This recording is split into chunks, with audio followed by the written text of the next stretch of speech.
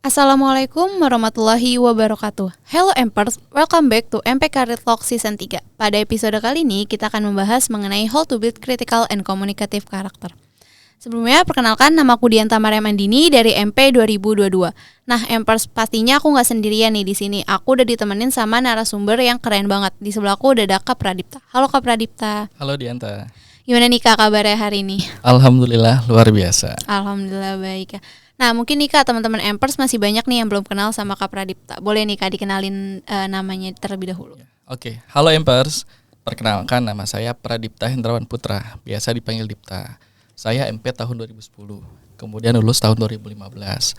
Alhamdulillah ketika di kampus dulu pernah menjabat sebagai Ketua Hima tahun 2012, kemudian Ketua BEM-FIP tahun 2013, dan mengakhiri perjalanan di Opmawa sebagai Wakil Ketua BEM UNJ tahun 2014. Jadi hatam ya, dunia Opmawanya itu udah hatam. Udah hatam ya. Dari tingkat prodi, fakultas, universitas udah dijalanin semua nih sama Kak Pradipta. Keren banget nih Kak. Oke, berarti kalau sekarang nih Kak, kesibukannya lagi ngapain aja nih Kak? Ya, kebetulan saya sekarang berstatus sebagai PNS di Kemendikbudristek sejak tahun 2019 ya. Oke. Selain kerja ada kesibukan lain gak nih Kak? Ya, selain bekerja, mohon doanya. Saat ini sedang mempersiapkan studi lanjut. Insya Allah mulai semester depan di prodi yang sama, namun universitas yang berbeda. Di luar Jakarta. Jadi mencoba tantangan baru gitu ya, di kampus yang beda, tapi prodinya masih tetap sama kok. Oke, nih Empers Kak Pradipta berarti lagi mau lanjut studinya nih. Kita doain ya, semoga sukses selalu ya Kak. Amin. Sedang apply beasiswa juga, mohon doanya juga semoga lolos. Semoga jadi lolos ya Kak. bisa gratis gitu kuliahnya ya. Okay. Kemudian juga alhamdulillah saat ini tentu tugas utama kita di keluarga gitu ya, sebagai teman bermain dan belajar bagi istri dan kedua anak sih. Oke. Tapi kabar keluarga sehat Kak? Alhamdulillah sehat kalau gitu. Oke, mau nanya dulu nih Kak. Berarti Kak Pradipta kerja di Kemendikbud. Kalau boleh tahu posisi tepatnya tuh di mana nih Kak? Oke, saya saat ini posisinya jabatannya itu sebagai analis kurikulum dan pembelajaran di Direktorat Pembelajaran dan Kemahasiswaan, Direktorat Jenderal Pendidikan Tinggi, Riset dan Teknologi. Kebetulan masuk di Kemendikbudnya sebenarnya sejak tahun 2019. Oke, berarti kalau itu lebih fokusnya ke dunia pendidikan tinggi ya Kak. Ngurusin kampus-kampus yang ada di Indonesia. Oke, berarti ngurusin tahu banyak tentang kampus-kampus di Indonesia. Oke, mau nanya juga nih Kak. Kenapa sih Kak memilih bekerja di Kemendikbud? Apakah itu memang udah cita-cita atau ya udahlah MP nggak jauh-jauh dari Kemendikbud? Terus kan dari banyaknya peluang karir nih Kak MP, kenapa juga memilih Kemendikbud? Ini jawab jujur apa gimana nih? Jujur dong Kak, jujur dong. Ya, kalau jawab jujur, motivasi utama saya mau jadi PNS gitu ya, orang tua. Kebetulan ibu saya itu juga seorang PNS, walaupun bukan di Kemendikbud ya. Kebetulan saya juga anak pertama, dan ibu tuh pernah menyampaikan ke kami gitu ya, ke saya khususnya, pengen salah satu anaknya tuh jadi PNS juga gitu ya. Jadi tadi kalau ditanya motivasinya, kenapa pengen, motivasi utama orang tua gitu ya. Walaupun saya mau jadi PNS bukan cuma hanya tadi sekedar ya udah orang tua mau PNS ya jadi PNS gitu ya. Atau mungkin kan dulu orientasi zaman dulu PNS itu zona nyaman banget gitu ya. Tiap bulan dapat gaji, kerjaannya nggak banyak, nanti tua dapat pensiun. Tapi insya Allah saya tidak gitu ya. Sejak awal memutuskan untuk mengikuti seleksi CPNS, saya tuh bertekad mau masuk PNS tuh bukan sekedar nyari zona nyaman, tapi juga berkontribusi buat negara. Kemudian juga saya cari posisi yang benar-benar sesuai sama background pendidikan saya gitu kan. Karena saya alumni MP, kayaknya yang cocok di pendidikan berarti kan gitu ya. Nah, makanya saya walaupun waktu itu 2019 ikutnya sih seleksinya di Kemenristek Dikti, karena nama kementeriannya saat itu masih Kemenristek Dikti. Oh iya. Dan sekarang kan gabung jadi Kemendikbud lagi. Di jadi kebawa ke Kemendikbud gitu. Kemudian juga walaupun misalkan gitu ya, secara gaji sebenarnya PNS kan nggak gede-gede banget ya. Ataupun misalkan ada PNS di tempat lain yang gajinya tuh lebih besar, misalkan di Kementerian Keuangan gitu ya. Itu ada alumni MP di Kementerian Keuangan, atau misalkan di Pemprov DKI itu kan juga besar tunjangan kinerjanya gitu ya. Tapi karena tadi saya memutuskan benar-benar mau kontribusi di dunia pendidikan, maka saya memutuskan di Kementerian Pendidikan. Pendidikan berarti. Oke, keren banget nih, berarti alasan Kak Pradipta karena memang keinginan dari dalam dirinya juga dan juga dukungan dari orang tua. Mau nanya nih Kak, susah nggak sih Kak masuk di Kemendikbud? Karena kan yang kita tahu bahwa banyak nih teman-teman Empers mungkin yang pengen kerja di Kemendikbud gitu. Boleh nih Kak Pradipta cerita tentang langkah-langkah bisa keterima di Kemendikbud. Oke, sebelum cerita tadi maaf ada yang ketinggalan. Kan apakah prospek MP di Kemendikbud gitu. Oh iya. Kemarin saya minta Dianta ya, dokumen kurikulum MP yang terbaru dong gitu. Iya. Kemudian saya baca-baca tuh. Ternyata profil lulusan MP itu disebutkan manajemen pendidikan sebagai salah satu prodi di FIP di UNJ. Itu tujuannya gitu ya. Itu menghasilkan para profesional di bidang manajemen pendidikan yang nantinya bisa menduduki jabatan-jabatan di Kemendikbud, baik di tingkat nasional maupun di tingkat satuan pendidikan. Nah, ini sebenarnya jadi motivasi tersendiri buat kita semua Empers gitu ya. Prodi kita tuh udah mendesain kita nantinya tuh untuk menduduki jabatan-jabatan di Kemendikbud gitu ya. Baik tadi di tingkat nasional ataupun di tingkat satuan pendidikan yang terendah di daerah. Nah, makanya jangan salah pilih gitu ya. Malah tentukan tujuan sejak saat ini. Kalau memang ada potensi, ada peluang untuk, kalau saya kan udah di tingkat nasional berarti ya di pusat gitu ya. Ya monggo, dituju dari sekarang, dipersiapkan dari sekarang gitu. Kemudian lanjut tadi ya, proses masuk di Kemendikbud. Susah nggak sih Kak juga? Nah ini juga terima kasih sebelumnya mempertanyakan hal ini. Karena emang kenapa nih Kak? Ini saya buka di publik ya. Waduh, jadi berarti baru penuh drama.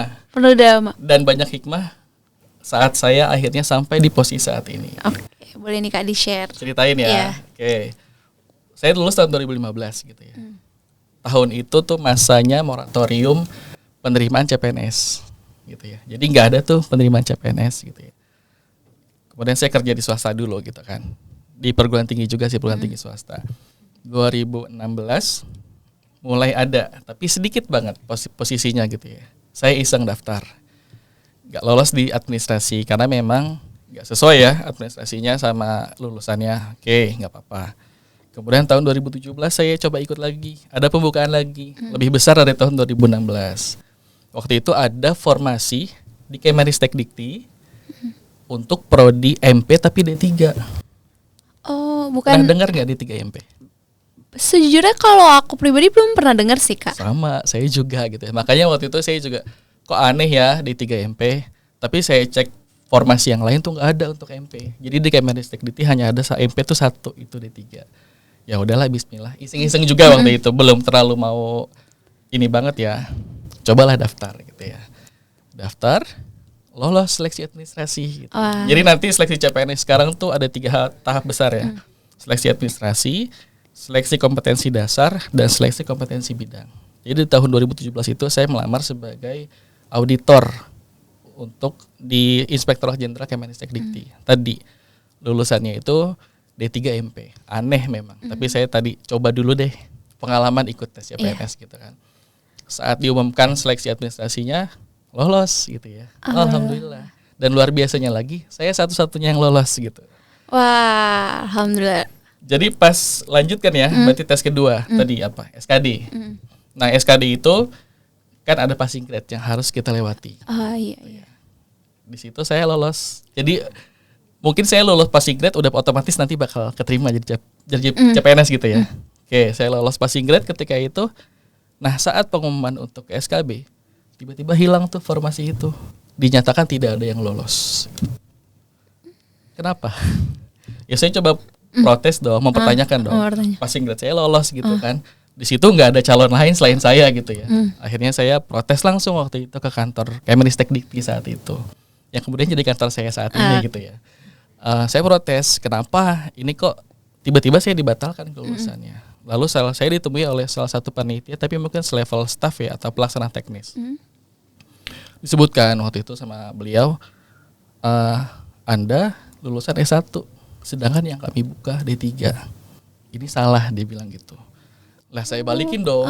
Kalau memang salah, kenapa nggak dari administrasi saya digagalkan gitu ya, tidak luluskan gitu ya. Saya protes keras di situ. Saya udah lulus SKD kok, udah ikut SKD, harusnya saya udah layak ini kan gitu. Berdebat panjang saya saat itu sama beliau, deadlock. Akhirnya saya ditemui sama pimpinan level eselon 2 gitu ya. Nah, yang bersangkutan ini pimpinannya yang eselon 2 ini lebih soft ngomongnya, lebih bijak, dijelaskan dengan baik.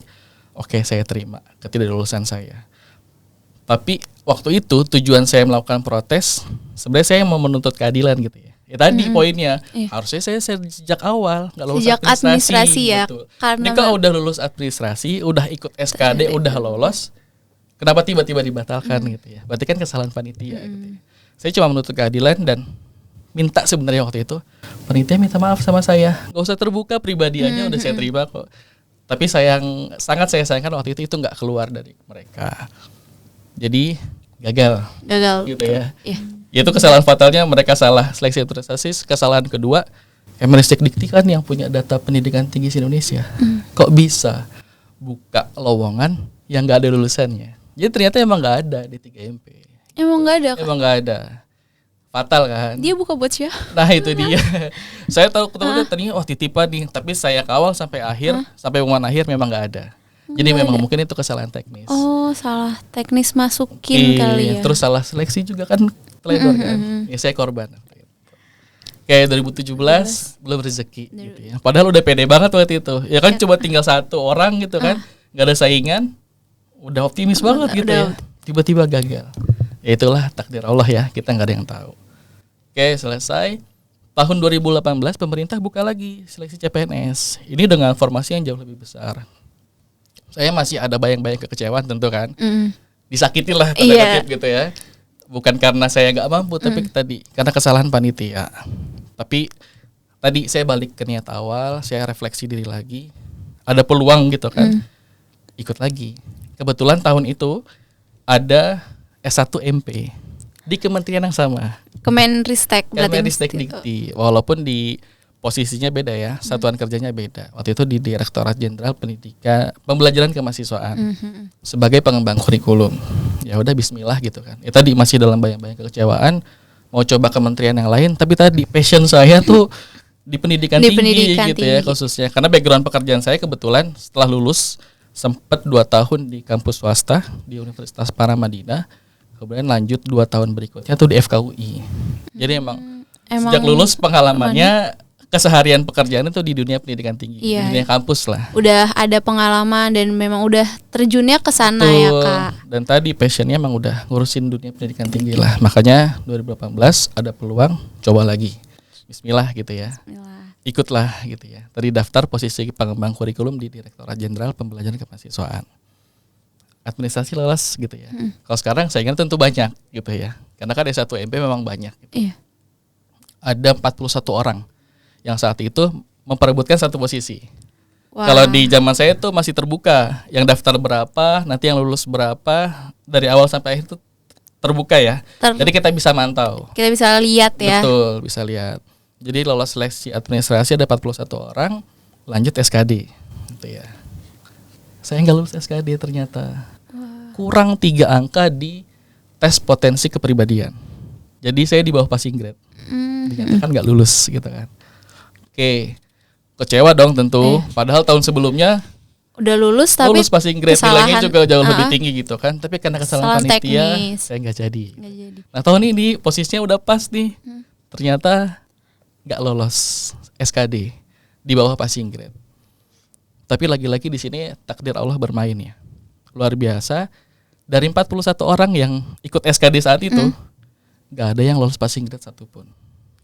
Oh, jadi 41 itu nggak lolos sama sekali? Sama sekali, satupun nggak ada yang lolos passing grade.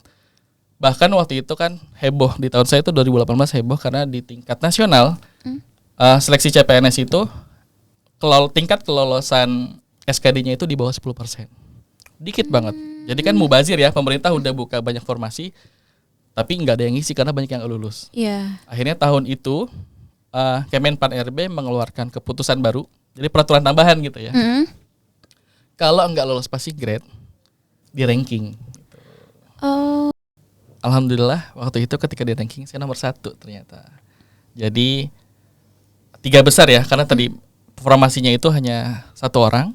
Nah nanti kalau untuk lanjut SKB itu diambil 3 kalau untuk satu formasi. Jadi kan hanya 3 orang ya. Jadi diambil 3 orang, alhamdulillah saya nomor 1 di situ. Wah, alhamdulillah. Lanjutlah ke SKB gitu ya. Lanjut ke SKB, pertanyaannya kan udah seputar pekerjaan yang nanti bakal dikerjakan. Nah, tadi pengalaman saya tuh di dunia pendidikan tinggi. Jadi soal-soalnya itu udah keseharian saya. Alhamdulillah udah mudah udah biasa lah gitu ya. udah bisa Sehari-hari ditemuin. gue gitu kan. Ya udah akhirnya alhamdulillah dinyatakan lolos sebagai CPNS, sebagai pengembang kurikulum di Kemenristek Dikti tahun 2018 dan masuk tahun 2019 gitu ya. Situlah hikmah luar biasa ya. Tahun 2017 udah hampir lolos, Allah batalkan gitu ya. Nah ini yang 2018 udah nggak lolos passing grade, udah hampir nggak lolos gitu ya. Allah putar lagi takdirnya jadi berhasil gitu kan. Ini akan hikmah yang luar biasa. Jadi pesan saya buat Empers, buat kita semua, husnuzon sama Allah gitu. Insya Allah takdir Allah yang terbaik. Kalau saya tuh selalu ingat Quran surat Al-Baqarah ayat 216 gitu ya. Di situ disebutkan boleh saja sesuatu itu baik bagimu, tapi belum tentu baik bagi Allah gitu ya. Tapi bisa jadi bagi kita tuh tidak baik, tapi baik bagi Allah. Allah Maha mengetahui sedangkan kita tidak mengetahui. Itu yang selalu jadi hikmah saya tanamkan dalam diri saya. Takdir apapun yang salah itu yang terbaik gitu ya. Tentu dengan diimbangi dengan ikhtiar dan doa ya. Iya, jangan cuma pasrah aja gitu terhadap takdir. Iya, benar-benar, tapi juga ikhtiar. Jadi kita tetap harus belum tentu nih kalau misal kita gagal hari ini, kedepannya kita akan gagal terus. Betul. Dicoba terus sambil terus memperbaiki diri. Ada kejadian lucu lagi setelah itu. Kan tahun lalu tadi ya, saya masuk di instansi yang dulu saya gagal. Dan saya pernah komplain sampai ketika tes ulen 2. Ceritanya tahun 2019, pas saya sudah resmi jadi CPNS ya, di Kemenristek Dikti ketika itu, ceritanya tuh di momen Hari Pendidikan Nasional tuh ada jalan sehat. Seluruh pegawai Kemenristek Dikti. Jadi dari menterinya sampai kita level staff tuh jalan sehat bareng muterin Senayan waktu itu. Dan saya tuh melihat waktu itu, yang saya ingat kan saya nemuin 2 orang sebelumnya ya, level staff yang saya ibaratnya mungkin berantem gitu ya, atau berdebat waktu itu, sama yang satu lagi yang eselon 2-nya. Nah saya ketemu yang eselon 2-nya itu, saya samperin, saya salami, Pak ingat saya gitu, yang tahun lalu protes ke Bapak. Oh iya, kaget gitu ya, kok ada di sini gitu. Alhamdulillah Pak tahun ini lolos sebagai CPNS. Jadi ya itulah hikmahnya, perjuangan masuk jadi CPNS. Berarti memang alhamdulillah rezekinya Kak Pradipta ada di sana. Kalau rezeki nggak kemana gitu ya, iya, sekarang kita kalau rezeki nggak kemana, nggak bakal ketukar kalau rezeki. Betul sekali. Oke. Terus mau nanya nih Kak, tadi kan di Belmawa, kalau boleh tahu tuh lebih spesifiknya tuh ngapain aja sih Kak? Ya, tadi kan posisi saya tuh analis kurikulum dan pembelajaran. Kemudian di Belmawa itu ada koordinator, subkoordinator. Saya ada di koordinator pembelajaran, subkoordinator kurikulum. Jadi ngurusin intinya kurikulum pendidikan tinggi. Perlu teman-teman tahu gitu ya. Kurikulum di pendidikan tinggi beda sama kurikulum di sekolah. Dari SD sampai SMA itu beda. Kalau SD sampai SMA, kurikulumnya kan terpusat. Ada di kementerian, ya sekolah ngikut paling tinggal ubah sedikit-sedikit. Beda sama kurikulum pendidikan tinggi. Kalau kurikulum pendidikan tinggi itu otonomi program studi. Jadi masing-masing program studi bikin kurikulumnya sendiri.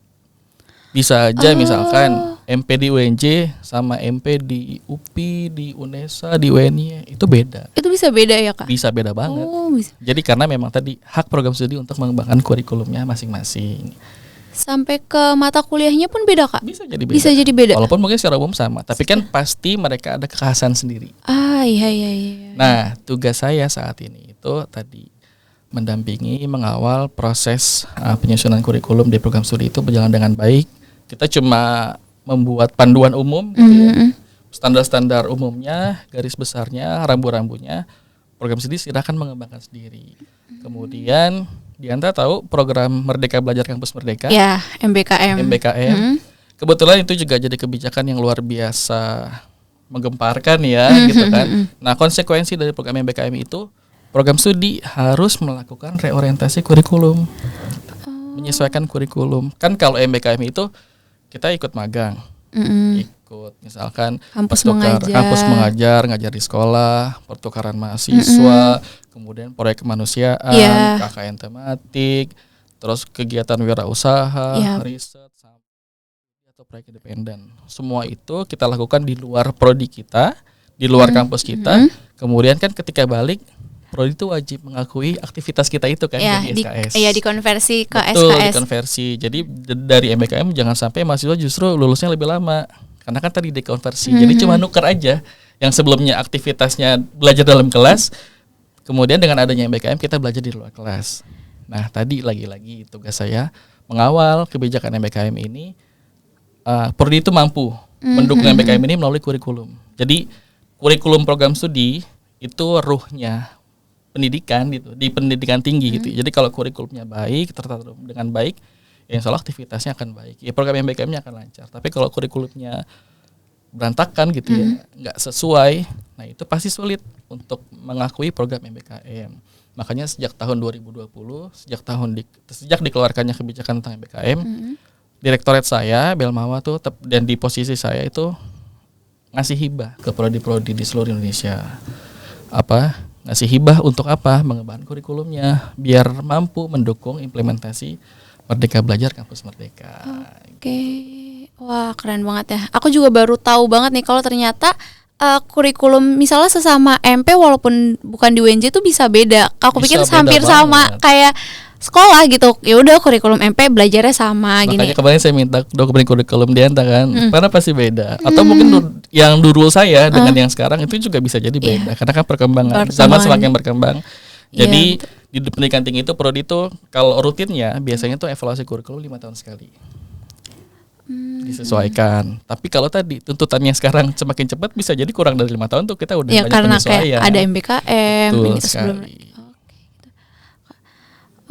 Mau nanya juga nih Kak, suka duka kerja di Kemendikbud khususnya yang sebagai analis kurikulum itu apa aja sih Kak? Suka dukanya ya alhamdulillah banyak sukanya ya. Alhamdulillah. Karena di posisi saya tuh saat ini membuat saya bisa melihat Indonesia secara lebih utuh.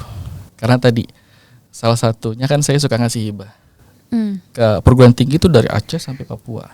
Kemudian ngasih bimbingan teknis sama gitu ya dari Aceh sampai Papua. Jadi sering keliling Indonesia. Wah, jalan-jalan nih Kak berarti. Kerja. Iya, maksudnya kerjanya sambil jalan-jalan keliling ngeliat-ngeliat. Keliling Indonesia. Bahkan nggak sampai 2 tahun saya tuh udah berhasil menginjakan kaki di titik 0 di barat Indonesia sampai di ujung timur Indonesia. Jadi Sabang sampai Merauke alhamdulillah pernah menginjakan kaki di sana. Berarti kalau jadi PNS kerja di Kemendikbud nggak harus di kantor aja nih Kak? Betul. Bisa sambil kerja sambil jalan-jalan ngeliat-ngeliat pendidikan di daerah-daerah lain ya Kak? Justru kan kita di pusat harus lebih. Ya tadi sempat diskusikan masalah pemerataan. Nah concern kita tadi kan tentu mengurangi disparitas pendidikan ya yang ada di kota sama daerah. Kita nggak akan tahu kondisi di daerah kalau kita nggak terjun ke sana. Betul. Makanya ya kami sering gitu ya beberapa kali rutin ngasih bimbingan teknis, ngasih hibah ke kampus-kampus yang nggak hanya di kota, tapi juga di wilayah-wilayah luar sana. Yang masih memang membutuhkan. Betul, sangat membutuhkan bantuan. Dan memang bersyukur banget gitu ya dengan ada di posisi ini tuh ya tadi Indonesia tuh luar biasa loh. Potensi Indonesia tuh luar biasa kayanya, alamnya, budaya, kuliner. Bahkan kuliner kan setiap daerah kita pasti makan hasil. Iya. Itu Indonesia kaya banget. Jadi makanya harus kita bertekad semua diberdayakan dengan maksimal, tentu untuk kembali kepada warganya sendiri gitu. Oke, berarti nih teman-teman Empers yang pengen kerja di Kemendikbudristek pasti makin pengen nih, karena kerjanya ternyata nggak hanya di balik layar duduk di kantor aja, bisa juga dapat pengalaman di luar yang kita dapatkan. Nah, masuk nih Kak ke dalam topik yang mau kita bahas. Menurut Kak Pradipta, penting gak sih Kak untuk seorang kita tuh memiliki karakter kritis dan komunikatif? Penting banget. Jadi sekarang itu kita sering khususnya di dunia pendidikan tinggi itu ada istilahnya 6C. Itu kompetensi, karakter, kemampuan yang harus dimiliki oleh kita khususnya mahasiswa. 2 diantaranya tadi yang disebutkan Dianta gitu ya, critical thinking dan communication.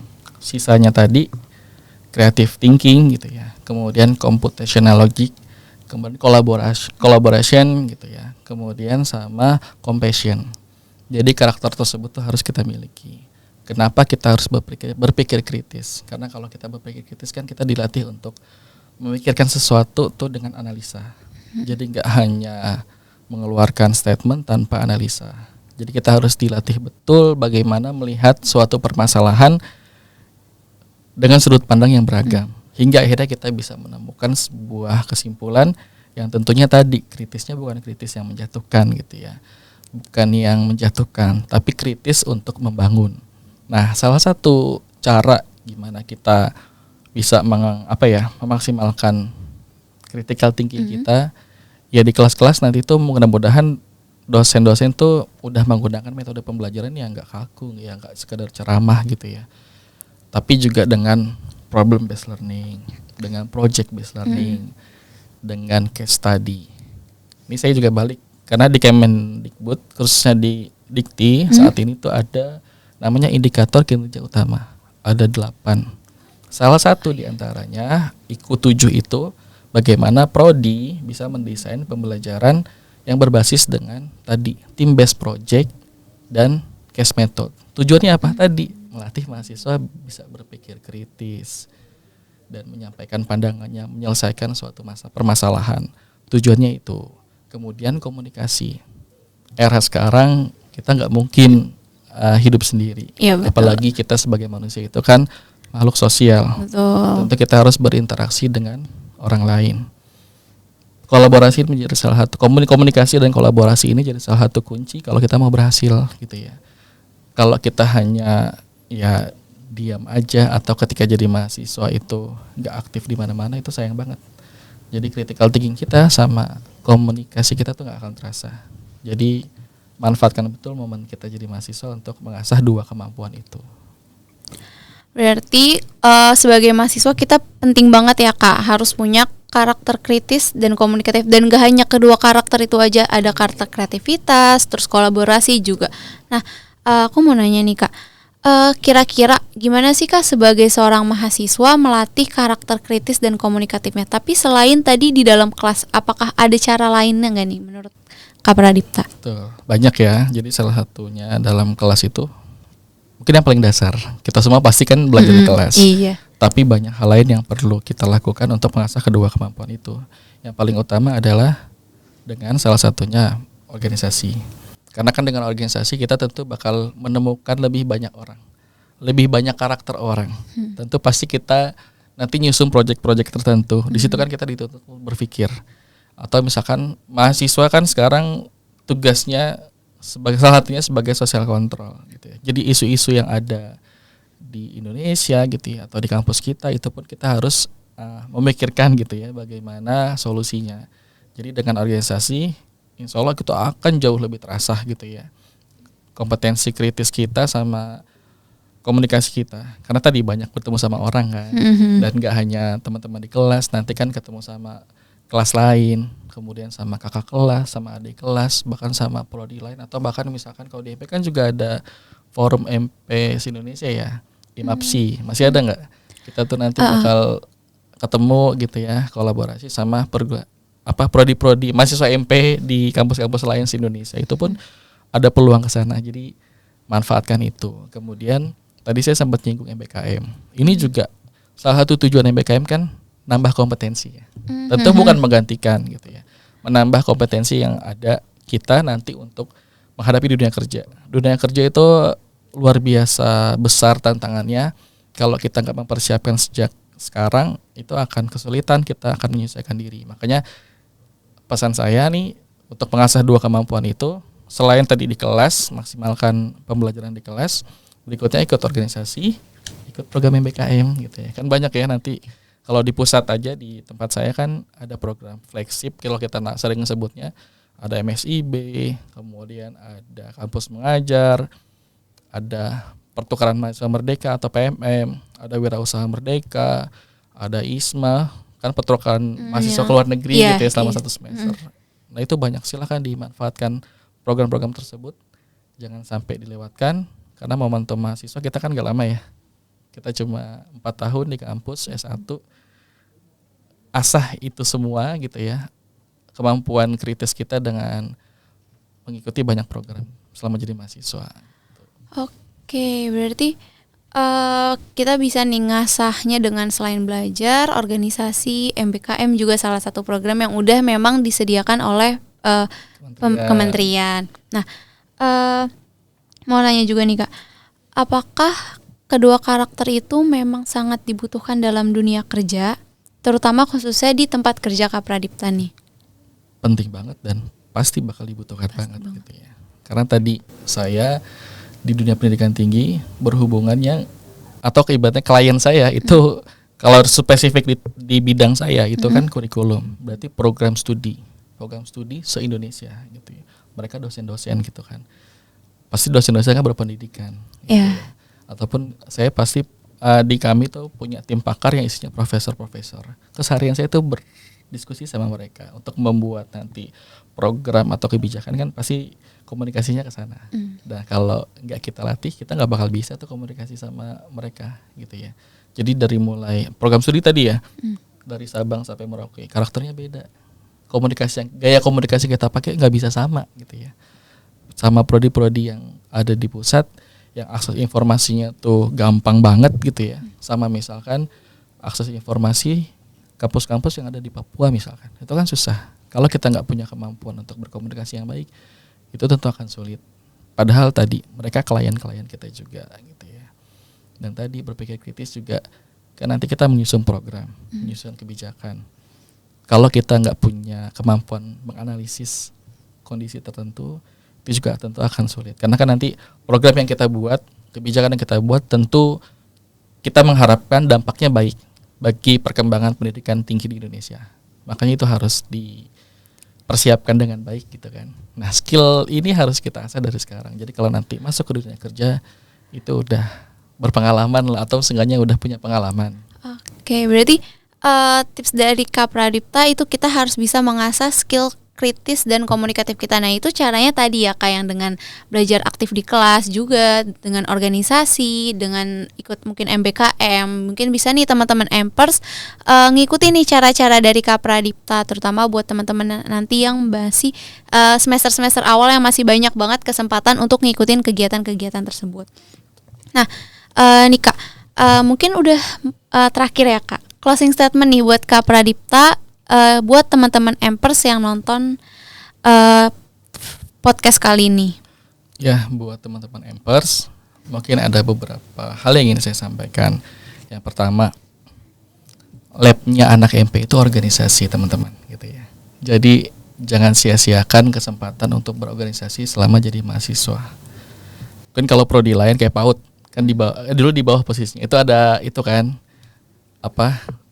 PGTK itu laboratoriumnya mereka lah di PAUD. Kemudian kalau misalkan kita tengok MIPA, FT, banyak lab-lab yang nanti bakal menunjang pembelajaran mereka di kelas gitu kan.